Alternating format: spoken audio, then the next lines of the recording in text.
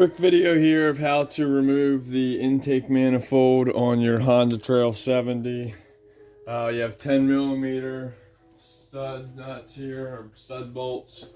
Two of them, you want to loosen these, which I already did loosen them just to make sure they weren't going to fight us for the video. And then you're going to have to remove your throttle cable assembly.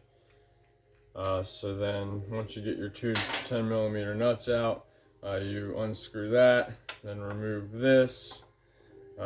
Might help to rotate the carb to the side, pull that needle valve and throttle assembly out. Loosen your air cleaner clamp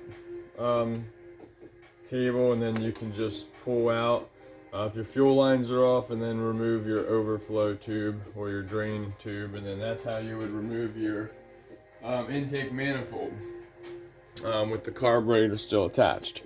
So the reason we removed this particular video is when it had came in, we had realized that there was a stripped stud bolt. So if you look to the one up here, that one is smooth on the inside compared to this one that still has good threads. So what we're going to do is we're going to do what we do a lot.